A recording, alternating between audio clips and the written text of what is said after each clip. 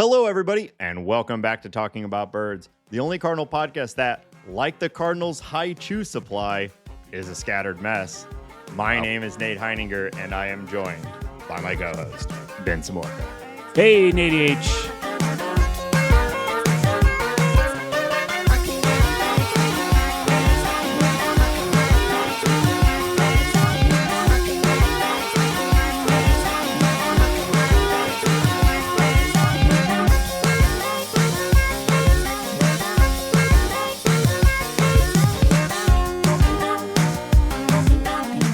To Christopher from the Bird Scored for that opening bit.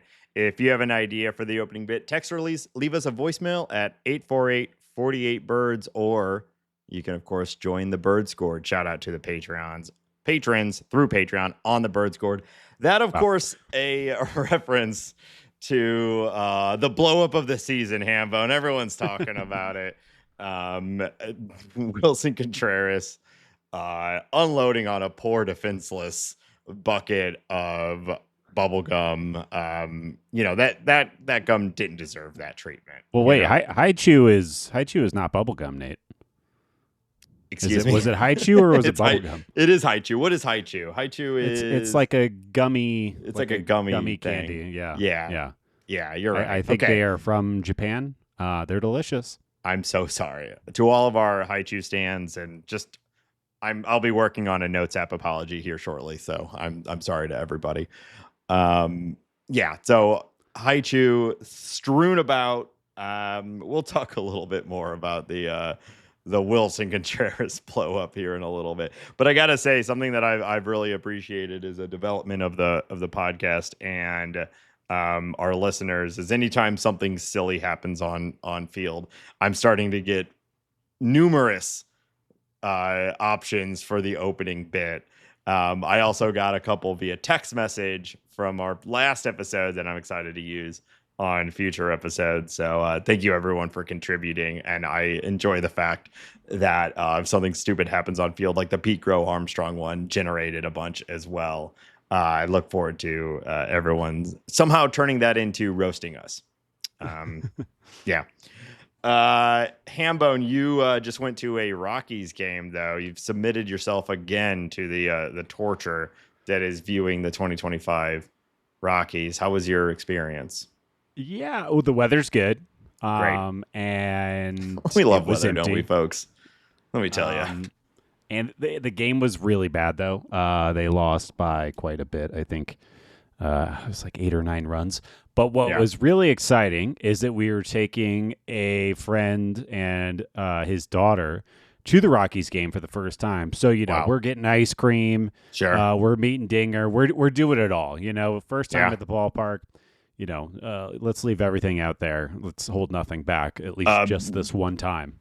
Fun fact, both of my daughter's first ever baseball game in person was at Coors Field to see a Cardinal game with you. So it's also pretty fun. Funny. Yeah. It's fun and a fact. So we went and took photos with Dinger, which was great. Great. And the on-field announcer, the guy that's running the games and reminding you to choose Excel Energy and whatever the hell else he does. He's standing right next to us while we're getting our Dinger photo. He realizes that my wife has a Triceratops tattoo on her leg, and Did you beat him up for looking at your wife's leg? That was later. But he's sitting in a promotional Forerunner. He hops out of the driver's seat. He runs over. He goes, Dinger, Dinger, Dinger. Do you see this tattoo? Do you see what's on her leg? Dinger starts going he starts miming oh my God, and starts spinning 360 degrees. Yeah. The handler's going out of control. We're taking photos. It was I think it may have been the best moment of my wife's life. She was recognized by Dinger. Yeah. She was recognized by the on-field talent who we adore. This guy. It was really just a culmination of everything. That's what she's been working for a decade plus now. Since you've been in Colorado. She has not been too quiet about her aspirations to take Dinger's job at some point. So I think, you got to get in and then you start undermining, right? Dude, you start you poisoning, whatever. We'll figure it out. But we're one step closer. If you were really on top of your game, you would have tossed her a baton right then. Damn. I should just have a baton on me at all times.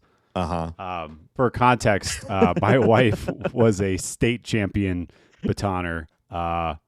Is that a batoner? Years ago. I don't know, but botanist? Yeah, I think it's botanist. That's what they.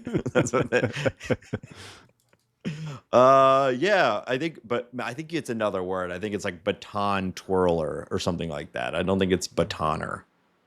What is someone who? Please only check the AI overview. Call. Do not scroll down. I will not. Someone who batons, specifically a person who twirls a baton, is most commonly called a baton twirler. Hey, all right. Put one That's on the board only AI overview, so who knows? Good. We check here on this podcast. We don't scroll past the AI overview. Oh, wait, there's a little more to this AI overview. You can also, a shorter, informal term, twirler. Sure. Majorette is a term for a female baton twirler, often part of a marching band. Yeah. Okay. So, yeah. Wow. Thanks, We're AI. all learning something today. Great. Well, that sounds fantastic. I mean, so thinking through some of your experiences at Coors, I know you've been on the Jumbotron chugging a beer, now your wife has been witnessed by Dinger. I mean, what more could you ask for? Maybe you just need to close the book on Coors Field. I don't know if you can ever go back and I think maybe just close the book. Maybe we're just done. I think you might be done. Yeah. Well, see you later. Wow. Dumb and Dumber. We love it, don't we, folks? Congrats on that moment. We're all super proud of you. Thank you.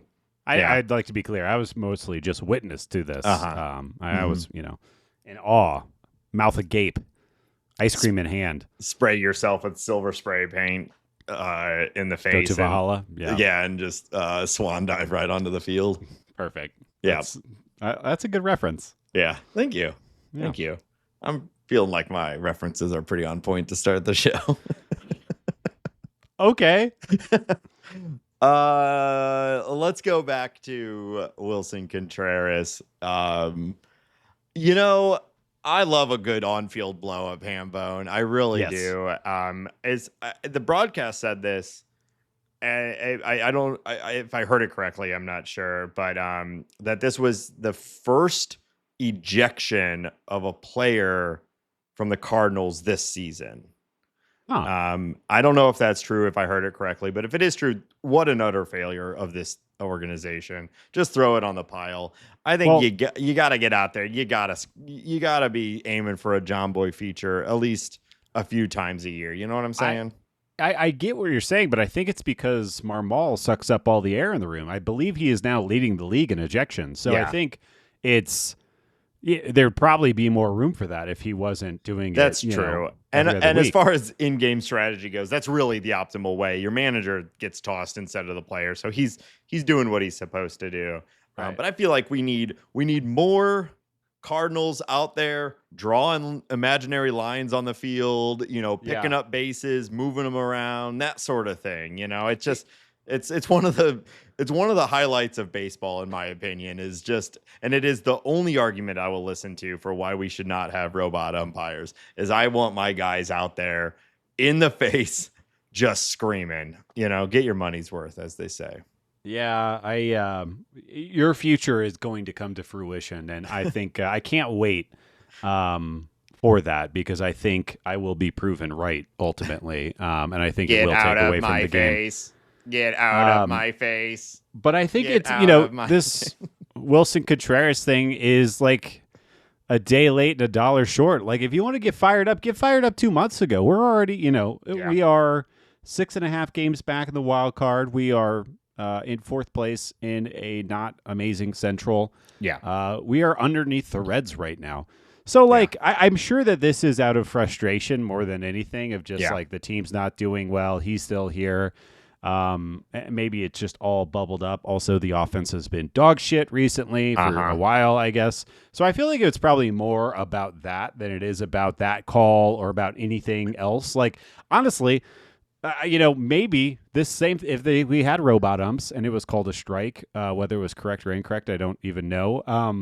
But maybe he still would have gotten mad. Maybe I think this was just frustration bubbling up, and we love Willson Contreras for that. We At do. least I love Willson Contreras for that. Now, catching a 6-game suspension, that seems a little aggressive to me. I feel like they threw the book at him, and I'm not exactly sure why. Well, they threw the book because he threw the bat.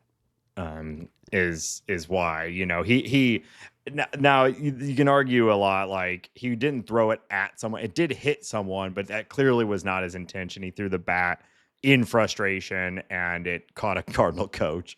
But I think the hard line there is like aggressive action with material, opposite of aggression action happening on the video feed right now. Hambone is petting a cat. So we're loving it here. We're having a good time. Well, people have different thoughts and feelings about privacy on podcasts and names and things like that. So I didn't want to dox your cat if you weren't comfortable with it. No, I won't. No, the show must go on. Okay. I agree with you. I think 6 is a lot. He has appealed it. It'll probably be reduced. That's usually how it goes. I do wish for his sake that the call had been more bad than it was. It was arguably not a bad call, so it looks particularly rough to have him going absolutely like bonanza shit on the field over something that was fine. But it's not about that play though. It's not about that call. It's about everything. I agree with you, but it's rough. I just wish it had also been a bad call, because at the moment you're like, pick up. It's almost like he chose, like, I'm gonna unload on them today, regardless of the outcome, the accuracy of the outcome. He later said that he was mad about consistency on the plate. But I think that's just, I gotta have an answer for the media. Yeah. I don't know. I mean, also, he was a catcher last year, and maybe he's always wanted, because catchers kind of have to toe the line when they're in the batter's box, right? They're always trying to like keep favor, and they, okay, if you're going to call this strike against me, call that strike against the next player too. So maybe this is years. This is 8 years or so in the making of him being like, you know what? I just realized I can lose my shit. I can go buck wild. It's not going to hurt my catcher. It's not going to hurt my pitching staff. It's just, I don't know. Maybe this is a culmination. Maybe he needs to go to therapy. No, that's not what you do. You shove that. You're from the Midwest. You shove that down deep and you crush it. You keep it in. You keep it in, and you smile and you move ahead. Yeah, I get it. And you throw a bat at somebody. And take it out on some poor Haichu. Yeah. Gum or whatever, right? Whatever. It don't matter. 6, the struggling offense will now deal with probably 4 games without one of the few current bright spots. He's been the best hitter in August. Yeah, he's been hammering it. Hammered, like Chip Carey likes to say on 90% of hard hit balls, and so that's a bummer. But we'll talk more about the sort of state of play here in a little bit. We've got some injury updates to get through. Hambone, do you want to run us through those? Yeah, Brendan Donovan is hitting off the tee, which is good news. Victor Scott II is hitting and hoping to progress to running routes later this week. Nolan Arenado has started hitting. He'll begin begin a throwing program this week. No timetable for any 3 of those players to return at this moment. I think, it's the season is all but over. There are scenarios we can bend over backwards. It's only 6 games. That's a hot couple of weeks. Who knows? Right. But I think there are some good notes here. The fact that it seems like all 3 are slated to come back before the end of the year is just inherently good. And it's also getting us or allowing us to watch Nolan Gorman and Nathan Church and Sajasi, and we're getting more eyes on these guys And I think it's extremely valuable time to watch these guys. We have too many infielders. We have too many players. And maybe this will help when decision-making time comes, at the end of the season. I have a question for you that I've been thinking about a little bit recently. And I don't like this question, but I think it's worth discussing.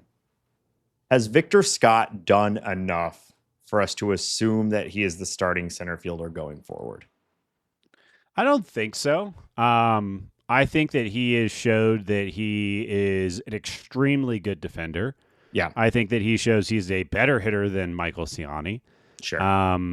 And I think he is one of the best base stealers in the league. So I think that that's all great. But, I mean, we've only seen a minute of Nathan Church, but the exit velo numbers are a lot better. The defense isn't that much of a step back. Well, we still need to see. He's only been up for 1 second. Mm-hmm. But no, I don't think that's a sure thing at all. And I also think that I think Victor Scott could develop into a very good everyday center fielder. Yeah. As he continues to hit. But he also makes a lot of sense as a fourth outfielder. He also makes a lot of sense as a bench bat. He's, this team is very left-handed. Maybe he is being marketed to other teams. I don't think that he is locked in center field at all. Yeah. That's essentially how I've been feeling, and it felt kind of bad to think that way because we've been so hyped on him, and there have been so many periods of this is it, this is the dude. But then when you start to look at the season as a whole, you do start to think, well, there's some clear gaps there, and the door is potentially open for someone to come in and take it from him. Personally, I would still love for Victor Scott to be the starting center fielder. Some of those skills you named, elite center field defense, one of the best base runners, he has high level MLB talent. Can he actually hit with any sort of consistency on either average or power? And that is still an open question. And at the end of the day, good base running and good defense does not keep you in the league, or at least not as a starter. Yeah, I think I'm looking at his Fangraphs page right now, and he maxed out in 2022 in low A in 31 games. So it's a very small sample size at a low quality baseball with a 118 WRC plus. Yeah. And he is kept above a 100 WRC plus up until AAA in the majors. He's sitting at 81 right now. Yeah. Over 402 plate appearances. So if he can be a guy, his other skills are such that if he can maintain around a 100 WRC plus, then that might be all it takes to be for him to be a starting center fielder. He is almost at 2 FWAR right now. If he comes back healthy, it seems very likely he'll eclipse that. If he advances his offense at all, we're looking at a 3.5 WAR player. Yeah. Take that all day. Oh, for sure. Not to mention he's exciting to watch. He is fun. Yeah. But like I said, Nathan Church is hitting the ball harder. They've toyed with Lars Nootbaar being out in center field. I would say by no means is it locked down. Yeah. So that'll be something interesting to watch. And I also just want to throw out, of course, recognize that Victor Scott is very young. This is his first full season. It'd be if he ends the season at an 81 WRC plus with over 2 WAR as a rookie who missed a month, you'd be hard pressed to not call that a successful year. So absolutely. I don't want to downplay his work or how much fun we've had watching Victor Scott. But yeah, Nathan Church and him being out and the offensive struggles from Victor Scott, when you put it in the context of the whole team offensive struggles and the fact that they're desperately going to be looking for bats at any position they can find him, you do wonder, is he the long-term answer? And I guess we'll find out. I will say, again, I'm just kind of poring over his Fangraphs page right now. I think that it seems it's a very normal pathway for somebody to come up, hit very light in MLB, and then start adding power. And I'm just looking at his numbers. I don't even want to talk about the homers, but he's only got 14 doubles right now and 1 triple. And now triples, there's a little bit of luck, but I triples bet is you best though. Triples is triples best. Is safe. Triples is safe. Triples is safe. Triples is best. You got to see Nobody too, Nate? You a big Odenkirk guy? I really enjoyed Nobody. There were parts of it that I was like, all right, but it was a lot of fun. I mean, it's the John Wick guy, so like, and I love oh my god, I want to call him Saul Goodman. Odenkirk. I just said it. Bob Odenkirk. Jesus. I love him so much I can't remember his name. Huge Bob Odenkirk. Stop talking. I'm a very big Bob Odenkirk fan. I probably won't see Nobody 2 in theaters, but I will see it. Well, that was a much longer answer than I was looking for, but thank you for being so in-depth. Let me take it again. So, looking at Victor Scott, he's only, like I said, he's only got 14 doubles, 1 triple, 5 homers. I have a feeling that those doubles and triple numbers are just going to go up because he is the fastest man alive. Right. He'll start hitting the ball into the outfield a little bit more, running a little bit more, all that good stuff. So even that could increasing his extra base hits would make his season look a lot different. He has a 312 slugging right now. Yeah. Which is anemic. And he's so fast, he doesn't even necessarily need to hit with that much more power to find more doubles. Right. He's just got to get it into the outfield more. He's at 296 BABIP, which feels low for somebody of his speed.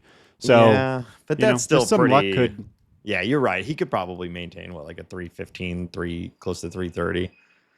Yeah, and that's what I'm talking about. It's just like a couple of ticks up in his offense, and he starts looking like an everyday regular. Yeah, I agree. It was like the genesis of this question is that up until very recently, that wasn't a question to me. Right. Yeah. Like, oh, Victor Scott is the center fielder of the future. I had put him into the same sort of camp that I had put even a Mason Winn, obviously not as entrenched, but I was seeing Victor Scott as a core member of the future of this team. And as I started looking into it a little more, I'm like, well, is that actually the case? And so that's why I wanted to ask you. But let's move on. Speaking of Mason Winn, how are you feeling about this whole situation with Mason Winn? I guess so if you can explain it real quick. Yeah, he had an MRI. They showed improvement from when they looked at his knee from last month, and they said that he is not at risk for damaging it any further in the 2026 or for the 2026 season. Sorry, and the team will manage it on a day-by-day tolerance basis. I read this and I'm like, this is the guy. This is, if there is a future path to the Cardinals being good, it is going through Mason Winn Station. I'm like, shut it down. Let's get treatment. Bring up JJ. Let Fermin play short for a little bit. Like, let's do anything other than making this guy push it. I'm sure there's Mason Winn wants to push it. They're not mathematically eliminated. Maybe if they get mathematically eliminated, which should be in about 2.5 weeks, maybe Mason Winn kind of shifts it into first gear and other things start happening. But I don't love it. I don't like pushing our 23-year-old future star when there's no real purpose to it. Yeah, I agree completely. At this all, this is just the struggle of sort of the fan side of everything is they have way more information than we do about this. Yeah. And there are lifelong medical professionals who are helping to make this decision. So it's really hard to be like truly critical of it. But from the outside looking in, I'm like, what is the point of him playing right now? Even if it's like a slight percentage chance of it becoming a bigger issue and impacting the next year, or maybe they're thinking like, well, it might hurt him this year and he just misses the rest of the year, but he'll be fine for 2026. So why not just let it go? But I don't know. I say shut him down, extend him, and we'll see you in 2026. And he can come in with like a bigger, fatter gold chain on. You know what I mean? There you go. Perfect. Yeah. I'm on board with all of that. Yeah. So I don't know. I guess we'll see. But yeah, a lot of injury news. But I think that's what also, like, we're at that stage of the season, where like injuries are going to, everyone's playing hurt all the time, right? And it's only when the games don't matter is when the smaller stuff or the rate of return decreases and all that. So I think we just got to be ready for that over the next 5 weeks or whatever's left in the season, that like we're just going to be seeing a lot more days off, a lot more of the backups. Personally, like you have also lobbied for, I'd rather see it more of a let's get JJ up here and instead of just sort of wasting away the season, everyone taking extra days and Garrett Hampson being out there every day. Like, let's see JJ or whatever. But I don't know.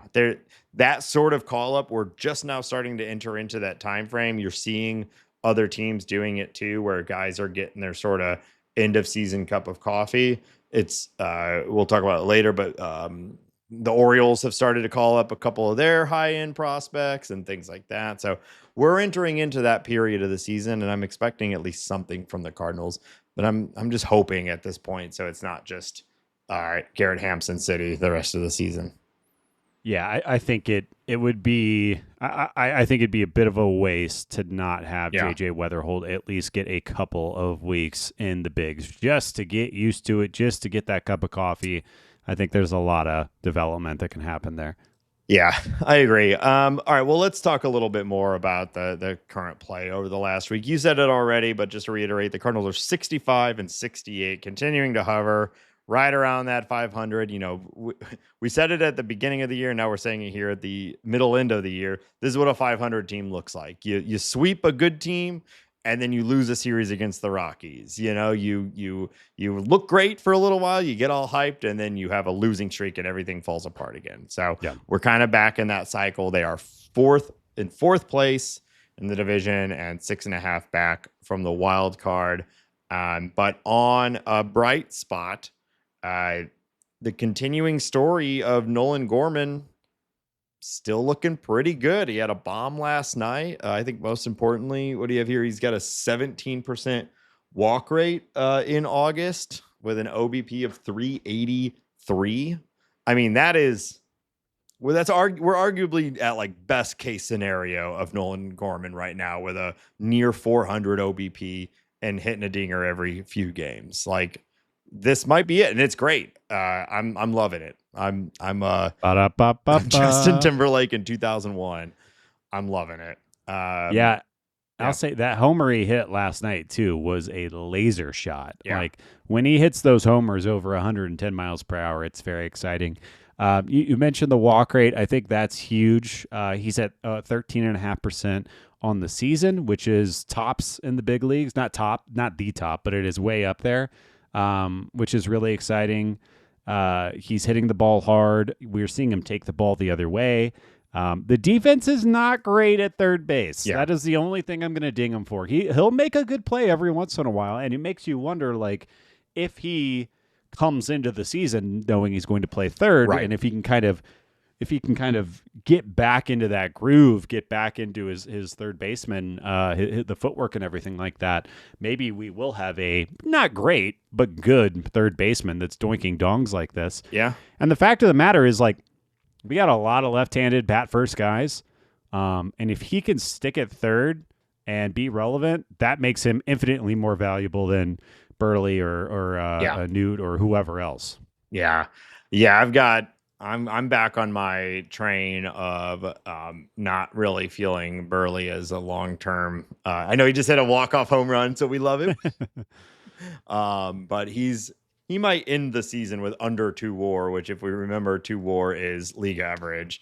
And so for all the fun that we've been having with him hitting okay, like, he's pacing towards a not that exceptional season. But back on Gorman, I went on a whole spiel about his defense in last week's episode. I won't repeat the whole thing, but I will say, let's remember that he played second base for the first time in his entire career, basically at the major league level. And he turned himself into a reasonable second baseman. For sure. Right. So we've seen him able to grow at the major league level defensively and become something that isn't a terrible performer.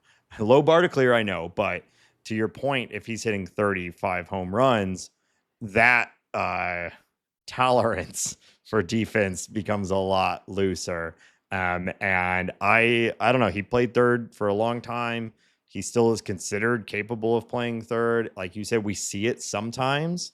We just also see what it looks like for a guy who hasn't really played third at the major league level in a long time.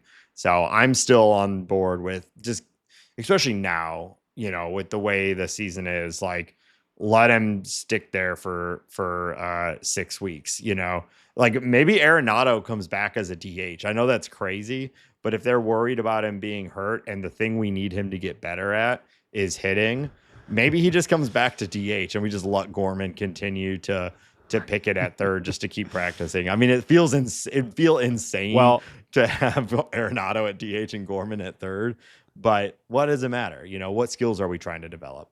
I'll tell you, I think that you were right, and that is the way that it probably should be handled. I also been kind of thinking about this week and just like, what is the future state of the Cardinals and the Chaim Blooms and all that going to look like? And I'm calling it. There's just no way Nolan Arenado is a Cardinal next year. I don't think it's going to happen. I think that Chaim Bloom moves him. I think that he somehow convinces the DeWitts to take on enough money to get that contract moved. And I think a team who is just desperate for defense and maybe thinks they can unclick something with him offensively, I think somebody will take a chance. Yeah. Be a team that, has money to throw around, maybe the Mets or who knows. Well, and also that Arenado will approve, which is, again, the big wild card in the whole thing. But maybe another full season of disappointment as the St. Louis Cardinal will change his mind on that a little bit. That's the other thing I was thinking about when I was having this little internal conversation with myself is Cardinals are not going to... Ben just sitting in a blank room talking to himself. God, I wish I had a blank room. I would use it. Don't we all? I don't think the Cardinals are going to be competitive next year.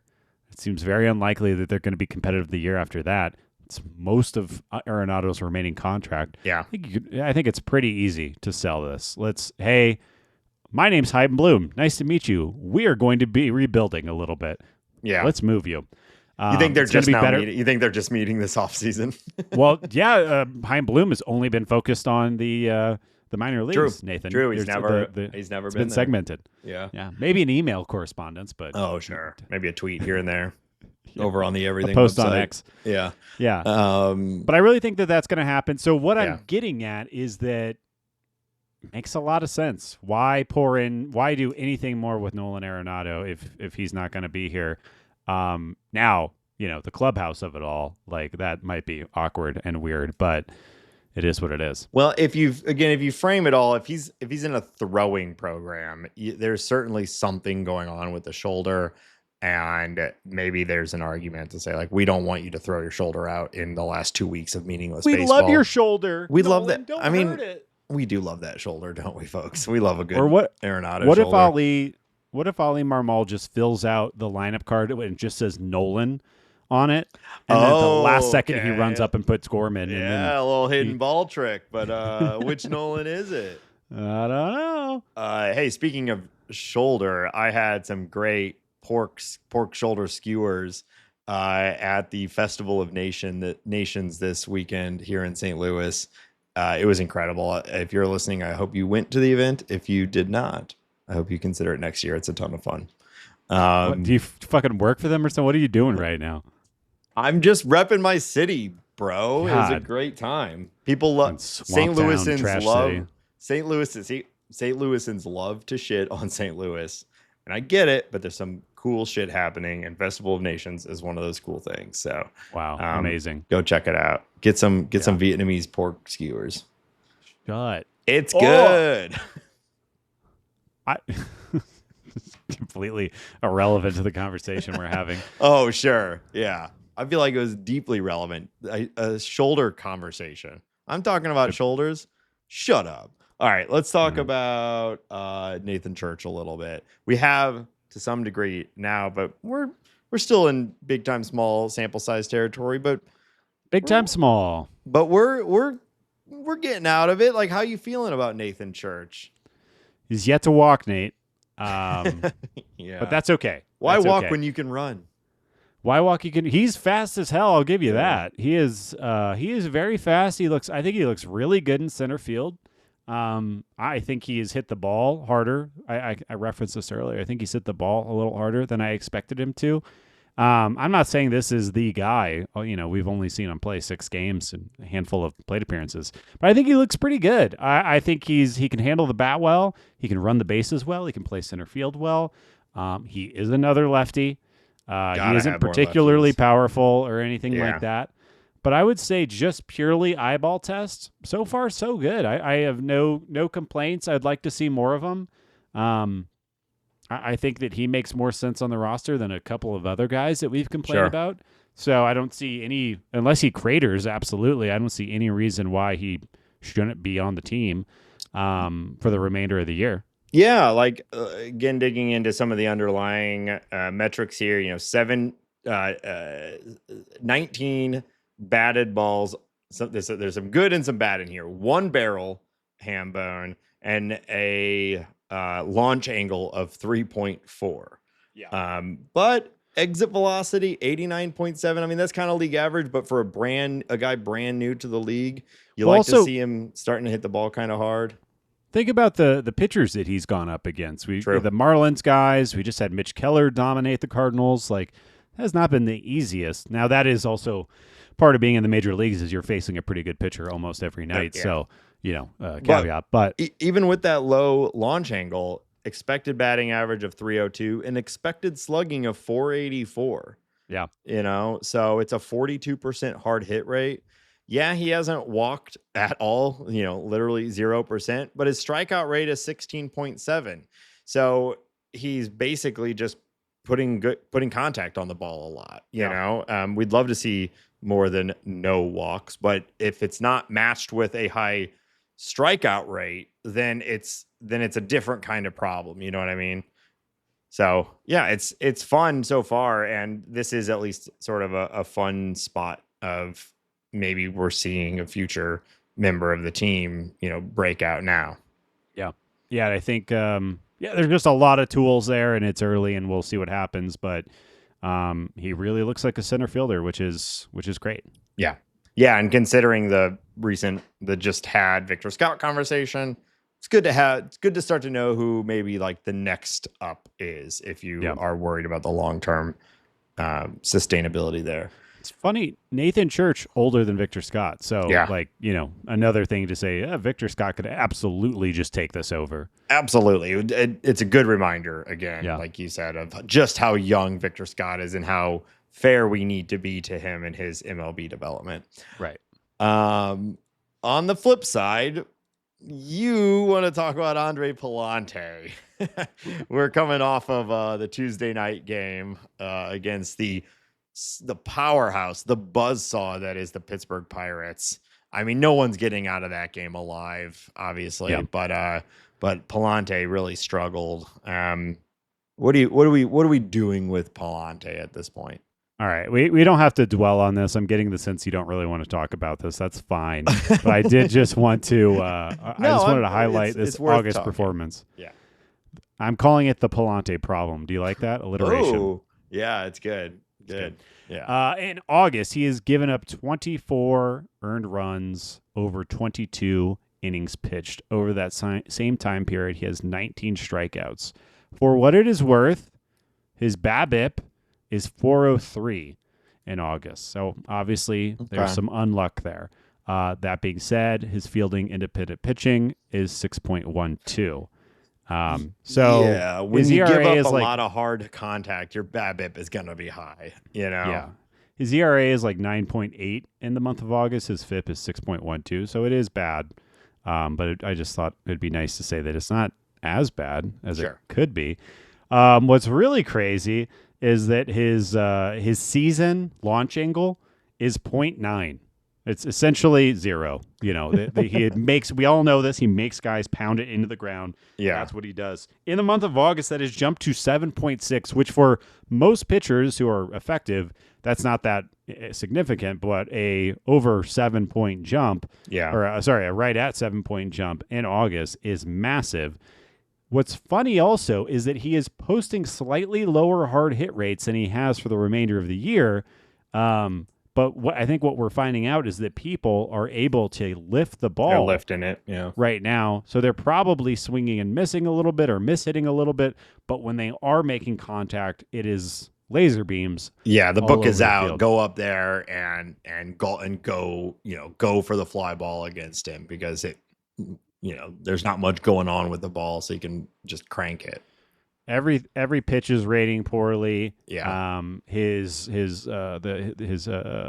plate discipline against him is rating out poorly. People are actually swinging out of the zone on him even more this month than they are normally, and just crushing him. Which is, normally you'd say, okay, that's a good thing. Getting outside of zone swings is what you want from a pitcher who has movement. But what it's telling you is people are going up there ready to tee off. They're just watching it, just swinging, just ready to crush one, feeling no real concern about the swing and miss, because they know if they go up there and up, they're going to get a hold of one. He doesn't have an out pitch, and it's hard to be a 2-pitch pitcher in MLB. It's almost impossible to be a no-pitch pitcher, and that's where Pallante has found himself. Yeah, I'm kind of different. Yeah, I'm a no-pitch pitcher. Yeah. I don't do it the way others do it. I beat to the sound of my own drum. I don't gotta pitch. Yeah. You like this so guy? It's okay. I also was looking. He has the 5th worst win probability added of anyone in baseball this year. Cool. Cool. There's just pitchers can make adjustments. Sean Manaea changed the way he threw the ball last year. He ended up making like $70 million and looks like he has, extended his career. Anything can happen. Pitchers can change. But the way that Andre Pallante is currently pitching and performing, and the way that he is spinning the ball, is not major league quality. Yeah, agreed. So that then leads to the next question: is what do you do with him? Is it he's converted to the bullpen? Maybe if he's throwing with more abandon because it's a short outing, he can really get that spin rate going. The luck rate on the ground ball should be minimized because you're only getting a few a game. Maybe he can be a successful reliever. Or are you retooling? Are you going back to AAA and retooling and hoping to find that new version of yourself? I think that we need to start throwing spaghetti at the wall. Let's start throwing a changeup, Pallante. Let's see what else you got. Let's try anything else. We know that you can get one of the best. He has actually outpaced Jose Soriano. Has the best ground ball rate in MLB this year. Well, this last month I'm sure hasn't helped. Sure. I wonder when those crossed, when the beams crossed. What's crazy is that he is outpacing Pallante by 5%. It's not slightly; it's 5%. Jose Soriano's having a crazy year right now.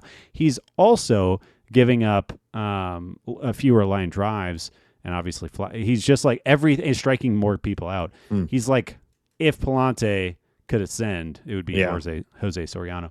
But to be fair, Jose Soriano, how many years has he been in the league now? He's been pitching for 3 or 4. Or 4. That's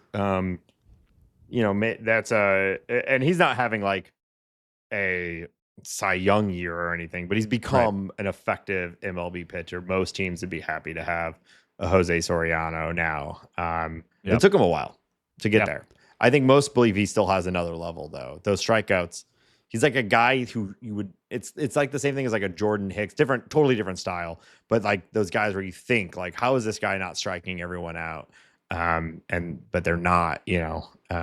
So some people think he's still got another level of strikeouts maybe down the line. He also has. He's like one of those guys that like the arm talent alone. It's just like it is ungodly. He'll click in at some point.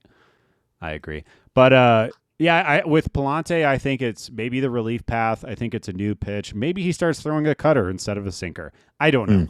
But something has to change. It's just not working. His reverse splits aren't a real thing anymore. Like, it's, however you slice it, it's going bad. Yeah.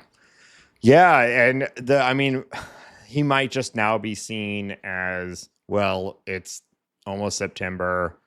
And I guess we have Quinn Matthews, but there's no shortage of Like we could call up another pitcher and still have Pallante out there. Like there's a need for these innings. So they may just continue to run him out this season as a starter, but I don't know if that's the right call. And I certainly think at this point you cannot assume or you cannot pencil him in as a part of the 2026 rotation. Yeah, and One way I or think it another. just goes back to I think we should just kind of bias towards seeing what we have a little Yeah. bit more. Like let's go see what a Quinn Matthews looks like. Let's go see what Yeah. a Kyle Leahy start looks like. Well, that is certainly, I mean, Kyle Leahy, it's on the path right now. They're working him up to be like piggyback sort of thing, which maybe it'll be piggyback with a Quinn Matthews, let him come up and do 3 innings and then piggyback Kyle Leahy.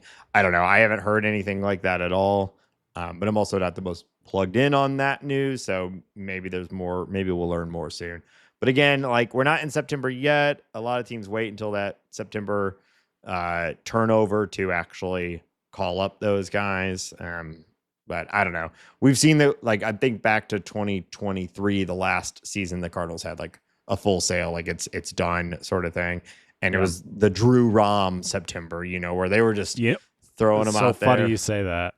I was just gonna say, who's pitching in AAA right now is Drew Rom. God, yeah. Poor guy. He's got a 5.65 ERA in AAA.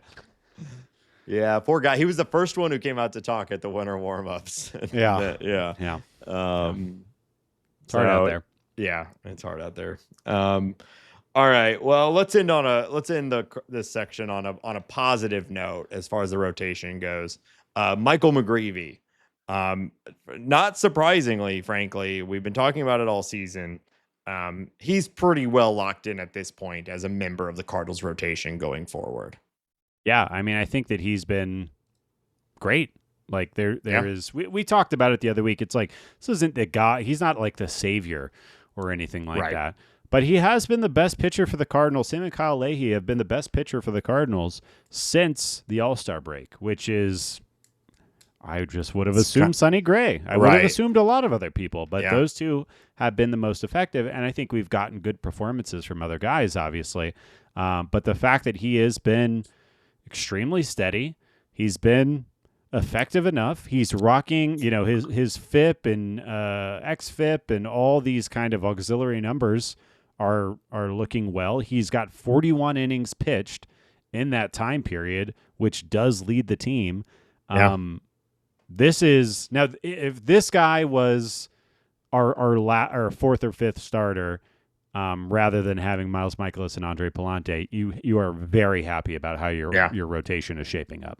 Absolutely. This is when we'll get to the point where we look back on this season and we pick out what were the good outcomes of 2025. And I think without a doubt, the ascension of McGreevy to being a successful MLB starter is absolutely one of the core successes of this year. Not just because of him and his growth and all that on a personal level, but just from a team need standpoint. Like we need more than one, but we needed at least one more guy after Liberatore to evolve. And right now, I mean, I think we both would agree Liberatore has a far higher ceiling. But right now, if you were picking like one guy to win a game for you on the Cardinal rotation, you might go McGreevy over Liberatore or even over Sonny Gray. No, I'm going Sonny Gray. I know. All that being said, I want to put some more, because we were talking about this in the Bird Scored. I'm very happy about McGreevy, but I also want to talk to Nick Pollock about, can I be happy about McGreevy? I know. We've been down this road before, and frankly, we could probably just look at his website. They do. It's one of my favorite sites. It's kind of how I ended up having the idea to have him on the show. They do pitcher breakdowns. I've not read his take on McGreevy. I'm almost afraid to. Pitcher list to come. But yeah, we'll probably, assuming he wants to come back. I mean, it seemed like a nice conversation. Assuming we can get him back on the show for next year, I'd love to do a similar thing that we did with him this year and just sort of break down the Cardinal pitching before the season, because he kind of turned out to be right on everything. Which was, sad. And just looking it up really quick, Pitcher List has McGreevy as the 95th ranked starter in baseball. So top 100. Yeah. Again, we're talking about a 4th or 5th starter. This feels pretty good. Well, that's pretty good. And I should also clarify that that is a ranking system that is geared towards fantasy baseball. And so strikeouts are going to be even more valued on a ranking system like that. I mean, they're highly valued in all of baseball, but a guy who is not strikeout first is going to inherently be lower. Now, you could argue that is just how real baseball values it too, but it is important to know like that's looking at strikeouts and also like chances to get wins, you know? So he's like probably lower because he's a Cardinal. Whereas if McGreevy was like on the Dodgers, he'd probably be higher because his win chance is higher, you know? But all that said, like you said, 95 out of all of starters, you'll take that, especially in your rookie year. 100%. Yeah. All right. Positive ending. Any other notes you want to talk about with the current Cardinals before we get into the back half of the show? No. We're just limping towards the end, 80. Yep. Yes, we are. Well, Willson getting benched for the next series or two is such a bummer. I know. It's just like making this team is just a little hard to watch right now. Yeah, and also maybe some of us like just traded for him in a dynasty baseball league for a final end of season push. So No one like cares. not helping your boy out, Willie. No one cares. I care. And no. Yeah, so that's good. We're gonna go into the back half of the show. We're gonna talk about the upcoming series, some league news, and play a little game. But before we do that, we would love to remind our listeners that this show is listener supported on patreon.com.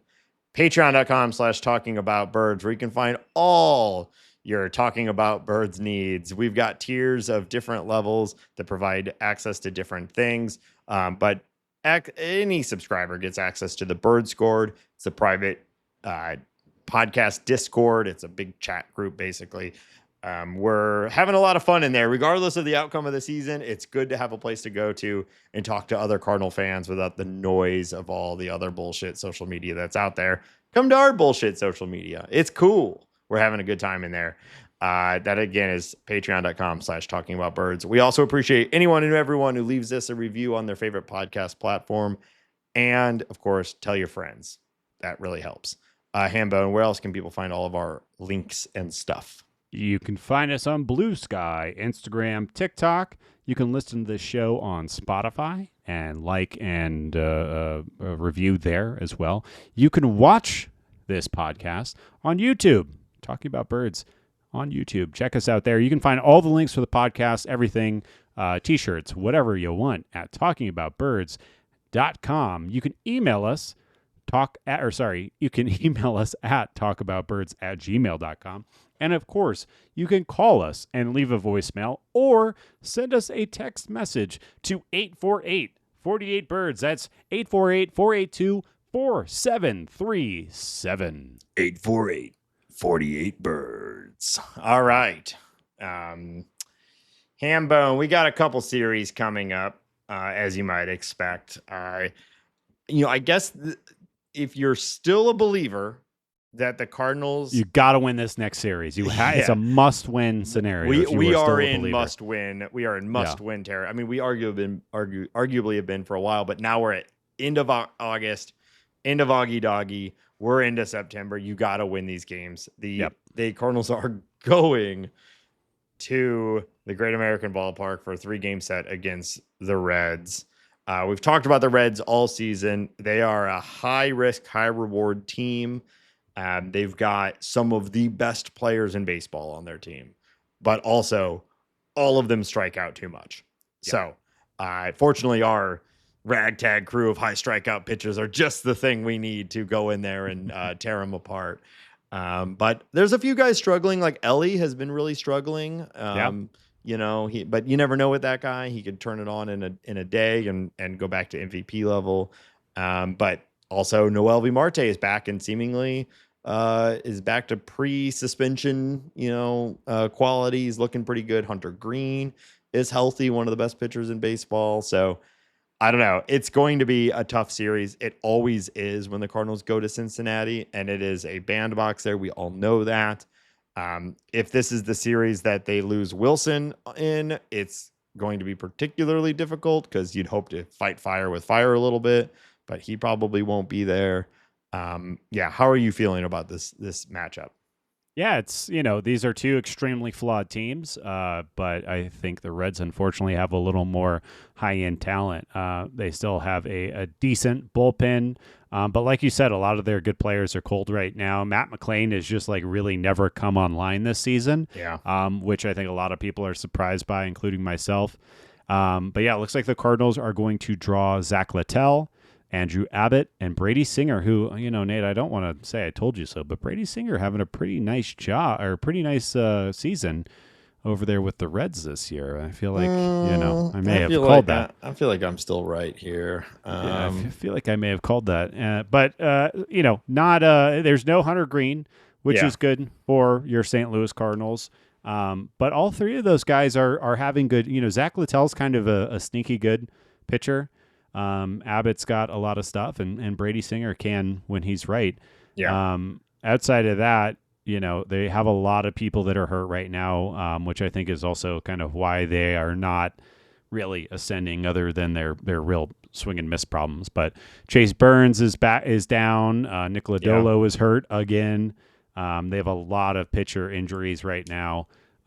So yeah, I think this should be a pretty even matchup, and whether we're still in it or not, I think it would be really fun to just beat the Reds because it feels good. Reds. Yeah. All right. But I just looked it up too, and it's an unfortunate situation where we both can claim to be right and both be wrong at the same time. So I said the Jonathan India Brady Singer swap was bad for both sides. Yeah. Both of these guys are going to be bad on their new teams. You said incorrect. They're both going to be good for their new teams. Yep. I will give you Brady Singer, 2.5 F4 in the season. You got to call that a success. Jonathan India, negative 0.2 F4 for the Kansas City Royals. So wait, do you say -2 or negative 0.2? Negative 0.2. Okay. I was like, holy shit. Yeah, I don't think nobody makes it to -2 on a team that's pretending to be competitive. But he's been bad. He just doesn't have the power. That's the worst ballpark for him to go to, or one of the worst ones for him to go to. And that whole team, the offense just hasn't been as good this year. So he's been bad, but Singer's been good. So I'll give you that. All right. Damn, we're both right. Fuck. I like it when I'm right. Not you. I know you do. I know. I kind of feel like I'm still right. All right. Bet you do. After that, the Athletics, who we just saw, come to St. Louis 4-3. Yeah. Wait, did we just see them? I'm thinking of the Rays. We did not. We did not. I'm thinking of the Rays. I was thinking of not at normal ballpark teams. Yeah, the Athletics come to St. Louis. I mean, this is like, if you forget all about all of the bullshit that surrounds them at the ownership level, this team is still not quite there, but it's a fun team. There's a lot of guys to like on this team. We've actually talked about them quite a lot this season. Butler is fun. He's been struggling a little bit, not having the season people thought. The strikeout rate is too high. But then you've also got Tyler Soderstrom, who's completely broken out and looks like a power hitting beast for the next decade, as well as Brent Rooker still doing his thing. I think Zach Geloff is back up, someone who you and I both have been hyped on at different times in the year, or in his career. So there's some good pieces there. You like to think this is a team the Cardinals should be able to beat if we're still believing to be in it, but they can also hit the ball really hard. And I don't know if we match up super well from a pitching standpoint. No, we really don't. This team can absolutely bang. Jacob Willson is on fire right now. He's a very interesting player that I really like watching.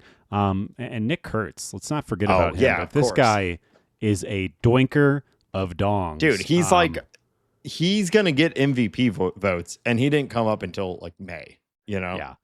I think he is like the next coming of Pete Alonso, maybe with more power. He is I think higher batting average too. He looks to me, this is getting ahead of myself probably, but he's more like of the Freddie Freeman mold, high average, high power. He's going to do it all. I think he is a home run hitter. If he can maintain that high average, I will be very surprised. But Yeah, I think he is a real deal power hitter. That is that's fair. Not to be What argued. would you say? So Alonso is like 260, 40 bombs, and Freeman's like 325 bombs, kind of.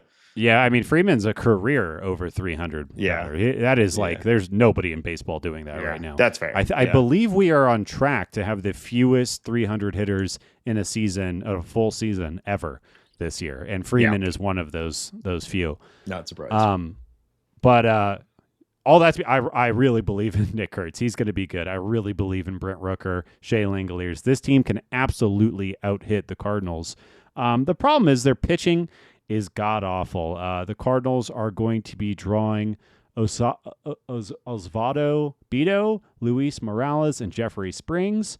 Their bullpen is really not good. They're all up and down. There's not really a pitcher to be afraid of on this team. I guess the one who was having a nice year, Jacob Lopez, he just went down on the IL. So the Cardinals aren't going to see him, of course.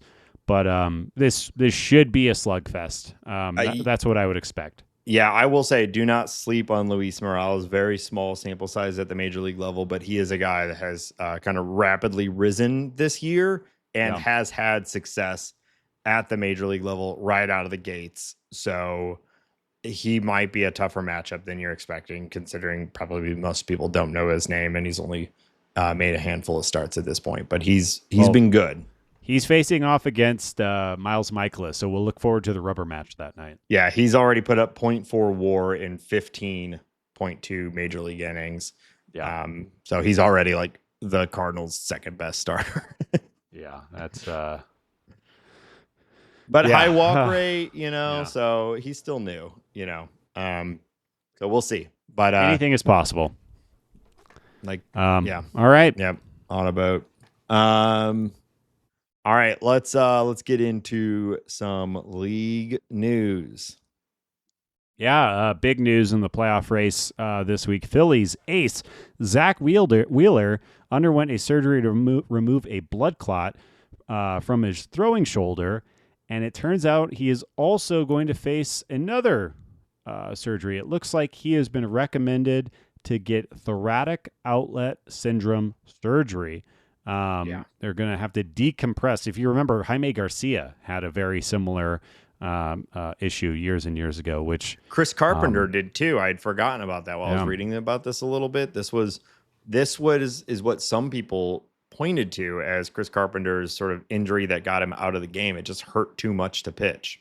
Yeah. So obviously not something you want to see with, I think some people argue Zack Wheeler's the best pitcher in baseball because he's been doing it for so long. He's just been he's been healthy and he's been effective for a very long time at this point. And I hope this is not the thing that derails him in his career. Obviously, not great news for the Phillies, who are going to make a deep playoff run, I would think still. And luckily for them, they still have, Christopher Sanchez and Jesus Luzardo and Ranger Suarez, and they'll be okay. I would think so. But it makes Christopher Sanchez have to be good. It makes Jesus Luzardo have to be good. We had that conversation a week or two ago about what is an ace? Is it the best pitcher on your team, or is it only reserved for the best pitchers in baseball? And Zack Wheeler is unequivocally the latter. He is one of the best pitchers in baseball. And I don't know, was maybe starting to approach Hall of Fame pace. His early career was probably not good enough to get there, but he's certainly Hall of Very Good at the least. Now, an interesting thing with him is that he had already announced his retirement after the 2027 season, which is when his contract is over. So there is some speculation that he may just call it quits early with the intensity of this surgery and the road to recovery, considering that, he may not be really healthy again fully until that 2027 season. He may not want to do it. But there's also, for every argument that way, that you could see him arguing, well, I want to end strong. I want to have a good last season. I could also see, what if he changes his mind entirely about retirement because he misses a year or something, but this is not a This is not an easy road to recovery from my understanding. This No. has been a career ender for some guys. And so you could totally see why someone who's already got the bag, highly respected, was already planning on retiring, might think, well, I'm good. Yeah, You know? I obviously I think when a player can have control over when their career ends, that's ideal. Of course. I just have a feeling that competitive juices, obviously money is not needed, but he wants to you win. just don't get a lot of guys who announce their retirement like years in advance, and it's still arguably like a little young for their skill set. You know what I mean? Yeah. So when someone like that, when he says, I want to get out before I'm too old and injured to pitch, that is a mindset that we've seen. There have been other guys like that, and it's that type of guy that usually will retire early. Yeah. So I don't know. We'll see. Well, this definitely changes the equation. Yeah, for sure. We'll see. But it's a bummer. It's bad for baseball. It stinks. Yeah. All right. Something that's good for baseball is that the Orioles actually did something that wasn't stupid. The Orioles decided to extend super prospect Samuel Basallo to an 8-year extension, reportedly guaranteed $67 million. Nate, this guy has 9 games at the majors so far. He has done nothing because he hasn't had time to do anything, but obviously a really well-regarded prospect, a catcher, a slugging catcher, which is really fun. And I think it's an interesting deal because finally the Orioles cling on to one of these youngsters. And I also think it's interesting because this kind of spells to me that Adley Rutschman is not going to be an Oriole forever, and maybe move sooner than later. But it's good to see a young man get money. It's good to see the Orioles try to retain talent. Those are both good things. Yeah, this guy projects to be, one of the power hitters of the league. One of the young power hitters of the league. We'll see how long he sticks at catcher. He's already going back and forth between that and first base. I think there's a presumption that he will be a long-term first baseman, but he's young enough that he can probably stick at catcher for a while. And especially with if Adley is on his way out, then it's an obvious transition. But yeah, it's fun. I mean, I'm always jealous when this happens because this is exactly what we want the Cardinals to do. And yeah, it doesn't work out sometimes, but 67 million, which over 8 years is what, like 8 million or whatever a year, 8 or not, like that's a drop in the bucket for these guys. So why not? Maybe the Orioles will be good again. We'll see. They certainly have I hate to say this, but like if you're trying to decide between being a future Cardinal fan or Oriole fan, like you're probably still picking the Orioles as far 100%, as like 100%. Near-term future success, so they've got they've got a lot of problems. I think you can have similar distrust in their overall decision-making organization, but they've got a fun set of young players on that team also. Yeah. Nate, if you had to vote today, who's your AL MVP? It's a fun question because until the last month before the injury, Aaron Judge was the obvious choice. Yeah. But I believe there's a new Fangraphs WAR leader in the AL, and that man goes by the name of Big Dumper. And he gets my vote, Hambo. And how do you not? You have to. He's a switch hitting catcher. He just set the record. He's the first catcher primary catcher in Major League history to have 50 home runs. Looks like he's not slowing down at all. He had a bit of a dip in the season, and he has turned it right back on. Yeah. Not to mention he's an above average defensive catcher. And he's got like 14 stolen bases. I was just going to say, Nate, he is on track to have a 50-20 season as a primary catcher. And his name is the Big defender. Dumper. It is incredible. The Big Dumper is about to be like would have more stolen bases than everyone on the Cardinals except for Victor Scott. It's absolutely incredible what he's doing. And he's a nice guy. I'm going to find him. I like Kyle Raleigh. I'll say it. Yeah. I need to go to the stadium out there and get some little dumpers too. Yeah, you do. The dumplings they sell there? Oh yeah, okay. I forgot what that was. I could tell. I'll just say yes. Yeah, thank you. Yes. But And I agree, Nate. I think he is the one that I would vote for. Mostly because it's just exciting to have somebody else. But like, what could be more valuable than the best hitter on your team being a catcher? That is an advantage that only the Dodgers have because they have Shohei Ohtani. That is a advantage. Like Shohei Ohtani, you have the advantage of essentially having a free pitcher or a free hitter, however you want to look at it. The Mariners have an advantage that no other team has because they have Cal Raleigh, a catcher, and it's amazing. It's exactly what their team needs. Yes. In that ballpark, and all the things we know about the Mariners, like it's the perfect thing for them. He's played 130 games this year. Yeah, it is. It's dumper power. I don't know how you can do that, but he's doing it. We need I think every team needs to look in the mirror right now and say we need a bigger dumper. We need a bigger dumper. Do you think Cal Raleigh will break Aaron Judge's AL home run record? He's got a lot of work to do in 5 weeks. That he only hit like 2 in like 3 or 4 weeks or something like that. It really killed the pace for that. Yeah. But what's he need? 3 a week for the rest of the season? He's hitting 2 a game sometimes. Like 2 a week. 2 a week. Yeah. And Fangraphs says that he's going to hit 7 more, so that'd be total him at 57. That's what the projection systems say. The Zips says. Yeah. So if he outpaces the Zips, if he doubles the Zips, I guess. Yeah, I was gonna say it's a lot. A little less than that, but yeah. I don't know if he goes on a heater. Who knows? And, it's silly to split the difference here, but it's like 60 feels in reach for him. And last thing in the news is that our buddy Ron Washington returned to the Angels over this weekend and announced that he had a quadruple bypass surgery. He was quoted in saying, "I miss baseball." He intends to come back, Nate. Not this year. Next year. I feel like, first off, I'm glad he's feeling better. I'm glad that things are going in the right direction. It does feel like he's going to die in a dugout at some point. We said that when this was all announced. I cannot believe he's going to try to come back. I mean, good for him. I hope he gets what he wants and he keels over, right after a Mike Trout home run here in 2026 or whatever. And then the Angels rally and miss the playoffs by 2 games in Ron Washington's honor.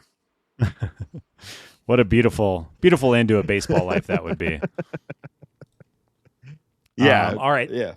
That's all I got for league news, Nate H. All right, Hambone. We're going to wrap this up. We're returning to a game that I did a couple months ago that I had a lot of fun with. So I thought I'd do it again and expand it a little bit, make it even more challenging for you. We're coming back to talking about words, pun edition. So The way this works is I am going to give you a clue about a player and the pun in which they're involved in, and you have to deliver the pun. So the last time we did it, I did all Cardinal players. This time I've expanded it to all of MLB. Now, I will say these are all household MLB names. There's nothing here that I'm not getting you with any deep cuts, or at least I would say household for us. You know all of these names.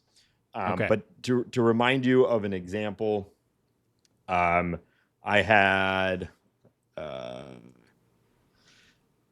this Mets pitcher may be seen hanging out in Quahog with his friends Cleveland and Quagmire. That was Peter Griffin Canning.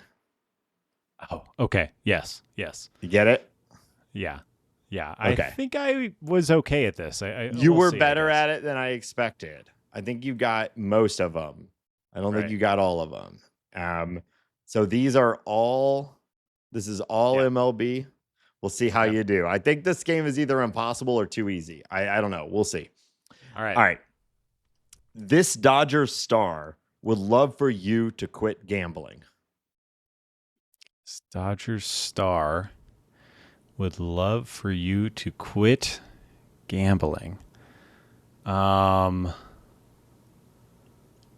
this Dodgers star would love for you to.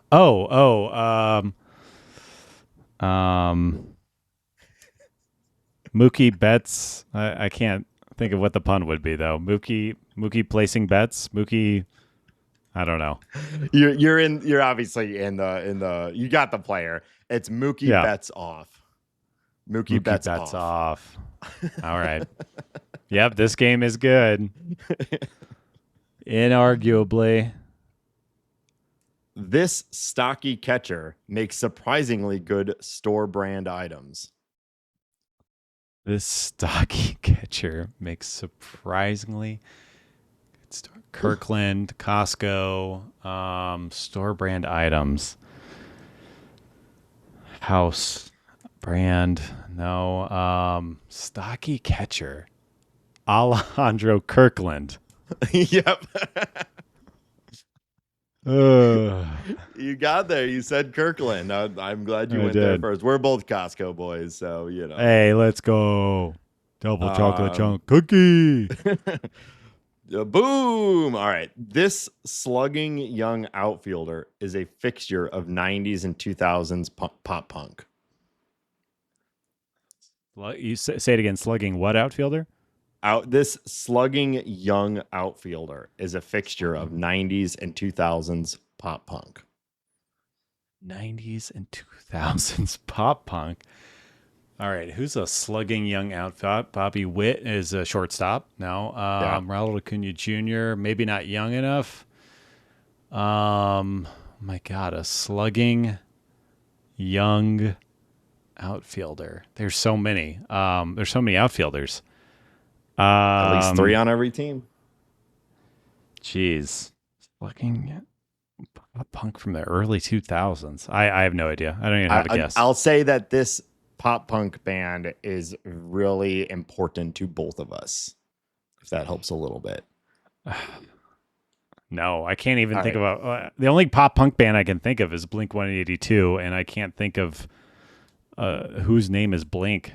Yeah. All right. Riley Green Day. Pop punk. I don't know if I would. I wrestled with that a little bit too, but I think they oversimplification. Sure, but they fit firmly in the pop punk genre. I would never. There's not a chance in the world I would have gotten that. All right, here we go. This former Brewers shortstop loves to save the whales. Free Willie Adames? Yes. You got that so fast. I did. That was my favorite one. I'm not sure I like that. I got it so quickly. But I guess it's over sooner, so it is. That's good. All right. I got 2 more for you, Hambo, and you're crushing it. I can't believe somebody gave the show 1 star. It's a perfect show. Here we go. This might be the hardest one. This slugging catcher and first baseman is a fixture in Cajun cuisine. This slugging first baseman and catcher is a fixture in Cajun cuisine. Huh. Catcher, first baseman. Okay, who's a catcher and a first baseman? Adley Rutschman plays some first base, I guess. Willson Contreras plays first base and used to play catcher. Cal Raleigh is not a first baseman. Wow.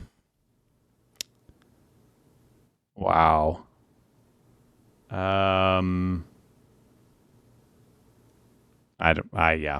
don't even have a guess. I can't even think of a catcher first baseman. Red Beans and Ben Rice.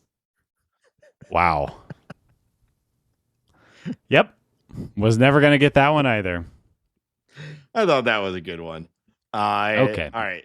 Last one for you, Hambo, and then we'll get out of here. This Yankees ace is a refreshing sugary drink. So Yankees ace is a refreshing sugary drink. Yankees ace. Garrett Coca-Cola? Garrett? I don't Yes. know. I don't know what that is. Garrett Coca-Cola. Yeah, that was That was a stretch. Also, it's a for good being one. on both sides of the name, that's like, come on now. I'm supposed to guess that? Yeah, it's a good one. That's a good one. Okay. All right. So that's it for talking about birds.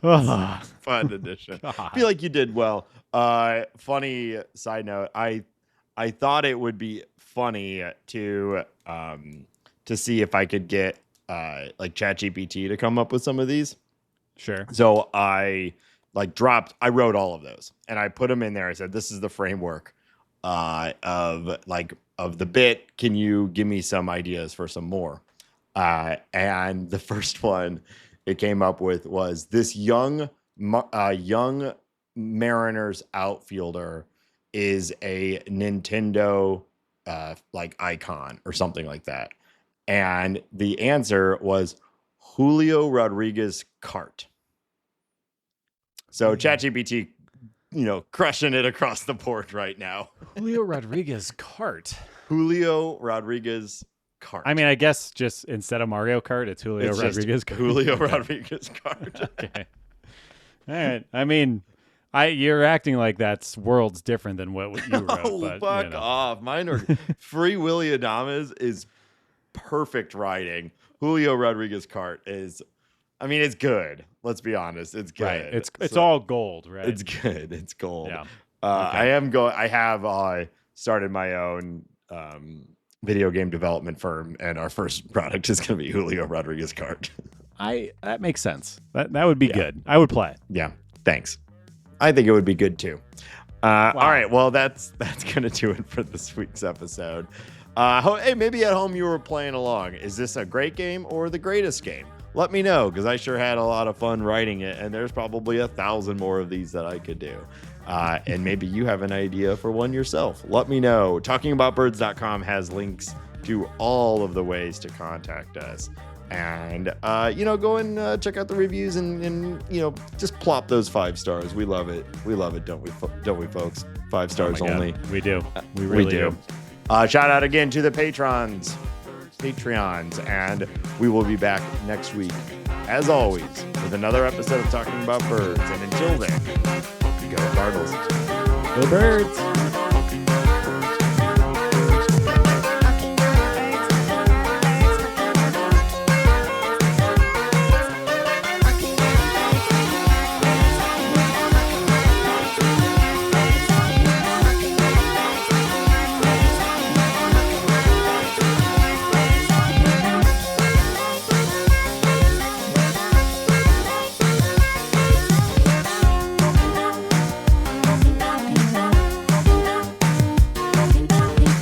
Talking